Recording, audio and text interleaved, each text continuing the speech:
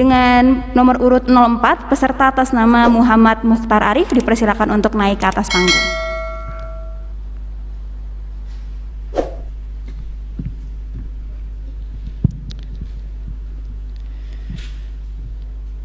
Assalamualaikum warahmatullahi wabarakatuh. Bismillah, alhamdulillah, wassalatu wassalamu ala rasulillah, wala hawla wala quwwata illa billah, amma ba'du. Dewan Hakim yang arif dan bijaksana, cabang tilawah Pekan Tilawatil Quran dan Tausiah yang saya muliakan dan Allah muliakan, amin. Serta segenap saudaraku sebangsa setanah air, juga pemirsa pendengar Radio Republik Indonesia yang saya cintai dan Allah muliakan, amin. Insya Allah pada kesempatan kali ini saya akan menyampaikan tausiah dengan judul Al-Quran sebagai pedoman, Al-Quran sebagai rahmat semesta. Saudaraku, berbicara masalah Al-Quran, Al-Quran merupakan kitab petunjuk dan pedoman bagi umat Islam. Orang yang hidup dengan Al-Quran, Allah akan hantarkan kedamaian.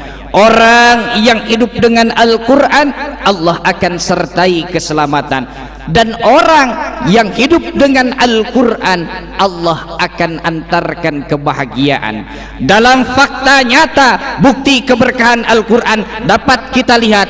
Begitu luar biasanya Al-Quran telah mengantarkan orang-orang seperti di depan saya, Dewan Hakim yang hidupnya penuh dengan keberkahan karena Al-Quranul Karim. Mudah-mudahan kita doakan Dewan Hakim panjang umur, berkah hidupnya, amin ya Allah ya Rabbal Alamin. Saudaraku sebangsa dan setanah air, Harun Yahya dalam bukunya Misi Interpretasi Terhadap Al-Quran mewaspadai penyimpangan dalam penafsiran Al-Quran halaman 1 mengatakan bahwa Allah Subhanahu wa Ta'ala menurunkan Al-Quran sebagai sumber rahmat semesta.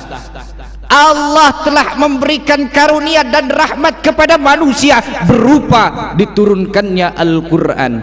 Maka barang siapa yang mampu menerima karunia ini dengan lapang dada dan sukacita, Allah Subhanahu wa Ta'ala akan memberikan hasilnya berupa ketawakalan, kepasrahan, keberkahan, begitupun keselamatan.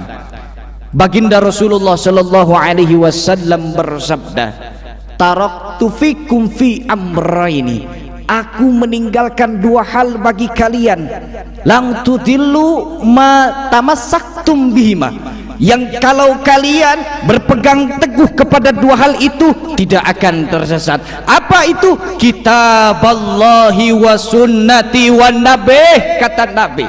Yang pertama adalah kitabullah Al-Quranul Karim, dan yang kedua adalah ajaran nabinya. Hadis riwayat Imam Malik dalam kitab Al-Muwatta pada bab larangan ucapan qadar nomor 1359. Saudaraku sebangsa dan setanah air, juga pemirsa Radio Republik Indonesia dimanapun berada yang saya cintai dan Allah muliakan, di dalam Al-Quran surah Yunus juz 11 ayat 57 Allah Subhanahu wa Ta'ala berfirman, a'udzubillahi minasyaitonir rajim, bismillahirrahmanirrahim, ya ayyuhan nasu qad ja'atkum mau'izatum mir rabbikum wasyifaa'un lima fis sudur wa hudaw wa rahmatul lil mu'minin. Hai orang-orang yang beriman, kata Allah, hai manusia, qad ja'atkum, sesungguhnya telah datang kepadamu, mau'izatum mir rabbikum, pelajaran dari Tuhanmu, wasyifaa'un lima fis sudur, dan penyembuh bagi obat-obat yang bersarang penyakit dalam dada, wa hudaw wa rahmatun lil mu'minin, dan petunjuk serta rahmat bagi orang-orang yang beriman. saudaraku sebangsa dan setanah air yang Allah muliakan. Dalam kitab tafsir Al-Maraghi juz yang ke-11 halaman 237 sampai 238 karangan Asy-Syaikh Al-Imam Al-Alamah Ahmad Mustafa bin Muhammad Ibnu Abdul Mun'in Al-Maraghi mengatakan, ayat ini menegaskan bahwa Allah menjadikan Al-Quran sebagai nasihat. Allah menurunkan Al-Quran sebagai obat, sebagai rahmat, juga sebagai petunjuk bagi orang-orang yang beriman, yang menjadikan Al-Quran sebagai penolong dalam hidupnya. Kita sebagai umat muslim, saudaraku, sudah seharusnya menjadikan Al-Quran sebagai pegangan hidup, karena Al-Quran mampu menjawab segala persoalan, musibah, ekonomi, sainstik, dan lain sebagainya. Dan dunia ini sekarang sedang sama-sama mencoba pulih bersama dari yang namanya musibah COVID-19, virus corona. Satu musibah yang sama sekali kita tidak inginkan sampai di negeri kita. Tapi saudaraku, karena Al-Quran merupakan kitab rahmat, Al-Quran menjawab kenapa Allah memberikan musibah dan ujian kepada kita. Di dalam Al-Quran surah At-Taghabun juz 28 ayat 11 Allah Subhanahu wa taala berfirman, A'udzu billahi minasyaitonir rajim. Bismillahirrahmanirrahim. Ma asabatuhum min musibatin illa biiznillah. Al-ayah, sadaqallahul azim. Tidak suatu musibah menimpa seseorang illa biiznillah, kecuali ada dalam izin Allah Subhanahu wa taala. Al-ayah, sadaqallahul azim.